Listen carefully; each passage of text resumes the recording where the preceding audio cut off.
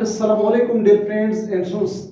आज के short lecture में हम बहुत ही सिंपल और आसान सा और बहुत इंपॉर्टेंट बहुत इंटरेस्टिंग टॉपिक आप लोगों के साथ शेयर कर रहा हूं। डियर स्टूडेंट्स, आज के शॉर्ट लेक्चर में हम lecture number 6 support in moment का लेक्चर नंबर 6 रिकॉर्ड करते हैं। डियर स्टूडेंट्स, इसमें हम vertebrate column and structure of vertebrates, structure of rib cage यानी रिब्स के आप लोगों के साथ शेयर करूं। बहुत ही सिंपल है, बहुत आसान है और बहुत इंटरेस्टिंग भी है। आप लोग देखते रहे, सुनते रहे, आप लोगों के टॉपिक क्लियर हो जाएगा। यहां से स्टार्ट करते हैं। डियर स्टूडेंट्स, सबसे पहले वर्टिब्रल कॉलम। वर्टिब्रल कॉलम को हम कहते हैं कि एक बैकबोन भी है, जिसके बैकबोन है जिसमें स्पाइनल कॉर्ड मौजूद है जो ह्यूमन बोन को सपोर्ट दे रहा है। बैकबोन इट हैज 4 कर्वेचर्स, जिसमें 4 कर्वेचर्स मौजूद हैं। प्रोवाइड ग्रेट सपोर्ट दे रहा है स्कल को। पेक्टोरल ग्रैडल यहाँ पे जो मौजूद है, पेक्टोरल ग्रैडल, थोरेसिक केज यानी थोरेसिक कैविटी यानी रिब केज जहां पे लंग्स वगैरह जो मौजूद उसको भी सपोर्ट दे रहा है आगे की तरफ। And maintain the posture of the body, posture part जो बॉडी का है या आपका आगे की तरफ हो उसको भी सपोर्ट दे रहा है।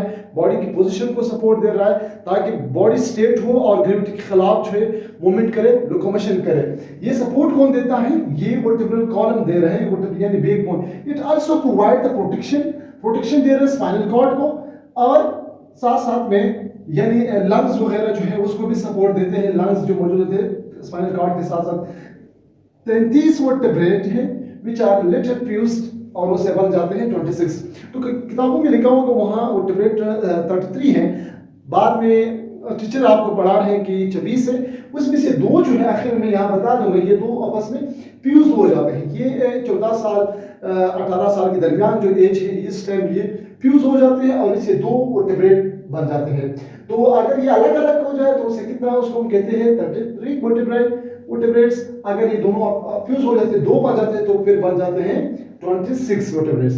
अब डिस्टेंस कर्वेचर्स का मतलब ये है कि मोड़े मौजूद होते हैं, यानी 1 2 3 4 कर्वेचर्स मौजूद हैं स्पाइनल बैकबोन में। और इसकी पार्ट्स जो हैं, ग्रुप्स कितने हैं जो वर्टिब्रेट कॉलम जो 23 या 33 वर्टिब्राई है, इसके कितने ग्रुप्स होते हैं? इसमें एक है सर्विकल वर्टिब्राई, एक है थोरेसिक वर्टिब्राई, एक है लंबर वर्टिब्राई, एक है स्कैपुलर वर्टिब्राई, एक है कॉक्सिगल या कॉक्सिजल वर्टिब्राई। ये 5 मेन ग्रुप्स हैं। यहां से देखते हैं ये एक वर्टिब्राई फ्रंट पार्ट, ये जो है बैक साइड होगा यानी साइड से अगर देख इस तरह नजर आएगा। तो पहला जो है डिस्टूस 7 जो वर्टिब्राई है, पहले 7 जो है उसको सर्विकल वर्टिब्राई कहते हैं। पहले 7 को हम सर्विकल वर्टिब्राई कहते हैं। फिर जो 12 मौजूद है उसको थोरेसिक वर्टिब्राई कहते हैं। फिर 5 जो वर्टिब्राई मौजूद है उसको लंबर वर्टिब्राई कहते हैं। फिर 5 जो है उसको स्क्रम या आखिर में कॉक्सिक्स वर्टिब्राई या कॉक्सिजल वर्टिब्राई भी इसको कहते हैं। तो ये 5 मेन ग्रुप्स हैं। पहले 7 में सर्विकल वर्टिब्राई जो है उसकी पहले 2 जो वर्टिब्राई है, स्टार्टिंग में 2 है। एक है पहले को एटलस एंड एक्सिस जो वर्टिब्राई है, ये जो एड है ये सर जो है उसको रोटेशन में बहुत हेल्प कर रहा है। सर की जो रोटेशन है इधर उधर हिलाना ऊपर नीचे, तो आज से काम वो 2 वर्टिब्राई है जिसका एटलस एंड एक्सिस जो वर्टिब्राई है ये किस में मौजूद है? सर्विकल वर्टिब्राई में। फिर उसके बाद 7 जो है दूसरे मोड में, दूसरे कर्वेचर में जो मौजूद है वो 12 है जिसको थोरेसिक वर्टिब्राई कहते हैं। फिर उसके बाद 5 लंबर वर्टिब्राई, फिर स्क्रम, फिर कॉक्सिक्स। अब देखिए 7 और 12 कितना बनते हैं? ये बन गए तकरीबन 19 बन गए। 19 में 5 डाल दे, ये बन गए 24 में अगर 5 डाल दे तो कितना बनता है? 24 में 5 डाल दे तो ये बन गया 29 में 3 डाल दे तो बन गया 33।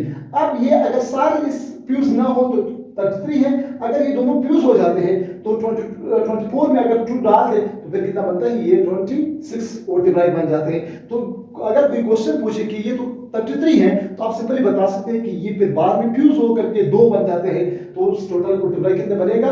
26 वर्टिब्राई बनते हैं। जिस यहाँ पे हम आते हैं स्ट्रक्चर ऑफ रिब्स यानी रिब केज का जो स्ट्रक्चर है और इसका काम क्या है? प्रोवाइड प्रोटेक्शन, सपोर्ट दे रहा है हार्ट, लंग्स और प्रेमोर को जो है सपोर्ट दे रहा है। दूसरा, अब इसके अंदर जो है टोटल रिब्स कितने हैं? ये है 24 रिब्स इसके अंदर मौजूद है, 12 पेयर्स इसके अंदर मौजूद है। इसमें पहला जो बोन है यहाँ पे जो एक आड़ी मौजूद है, इस आड़ी को कहते हैं कॉलर बोन या इसको कहते हैं क्लेविकल बोन भी इसको कहते हैं। अब दरमियान में जो मोटा सा बोन नजर आ रहा है, अगर आप लोगों ने देखा हो जिसके साथ रिब्स अटैच है, उसको हम कहते हैं उसको हम कहते हैं स्टर्नम, यहाँ मैं लिख दूंगा स्टर्नम, उसको कहते हैं स्टर्नम, जो दरमियान में हड्डी मौजूद स्टर्नम।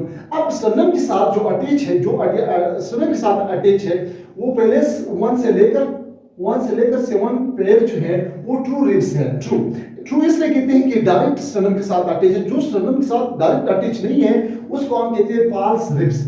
तो यहाँ से 1 से लेकर 7 पेयर जो है वो है ट्रू रिब्स होगा, इसमें ट्रू रिब्स इसको कहते हैं जो डायरेक्ट अटैच। फिर इसके बाद 8 से लेकर 10 तक जो रिब्स है, यानी 3 पेयर जो है वो फॉल्स रिब्स है, वो डायरेक्ट स्टर्नम के साथ अटैच नहीं, बल्कि एक यहाँ पे एक वर्टिब्रेट है, सॉरी एक रिब है, रिब से बोन है उसके साथ अटैच है, जो डायरेक्ट स्टर्नम के साथ अटैच नहीं है उसको कहते हैं फॉल्स रिब्स। आखिर में जो बिल्कुल स्टर्नम के साथ बैक साइड पे यानी अटैच है, ऊपर की तरफ आए हैं, उसको कहते हैं, ये 12 से लेकर 2 रिब्स है, 2 पेयर्स हैं जिसको हम फ्लोटिंग रिब्स भी कहा जाता है। आखिर में स्टर्नम का जो दरमियान हिस्सा है उसको स्टर्नम बॉडी कहते हैं, इसका मतलब स्टर्नम बॉडी लास्ट में जो मौजूद है पतला सा, उसको जिपॉइड प्रोसेस भी कहा सकते हैं। तो डियर स्टूडेंट्स, बहुत ही सिंपल, बहुत ही आसान और बहुत इंटरेस्टिंग टॉपिक था। आप लोगों ने बात की वर्टिब्राई क्या है, क्या फंक्शन है, इसके 4 कर्वेचर्स मौजूद है और ये स्पाइनल कॉर्ड का प्रोटेक्शन कर रहे हैं और ये कर रहे हैं मूवमेंट में सपोर्ट, ग्रेविटी के खिलाफ खड़े होने में, ग्रेविटी के खिलाफ लोकोमोशन में, मूवमेंट में हेल्प कर रहा है, और ये स्पाइनल कॉर्ड का प्रोटेक्शन कर रहा है। इसकी 5 रिब्स हैं, सर्विकल वर्टिब्राई, थोरेसिक है, लंबर है, स्कैपुलर एंड कॉक्सिजल वर्टिब्राई मौजूद है, यहाँ भी मैंने बता दिया। फिर मैंने बात की है स्ट्रक्चर ऑफ रिब्स यानी स्ट्रक्चर ऑफ रिब केज की भी आप लोगों के साथ शेयर किया। तो बहुत ही सिंपल, बहुत ही आसान। अगर इस लेक्चर से कुछ फायदा हुआ है तो लाजमी अपने दोस्तों के साथ शेयर करें और अपनी खास दुआ में आदिल एजाज अहमद को हमेशा याद रखें।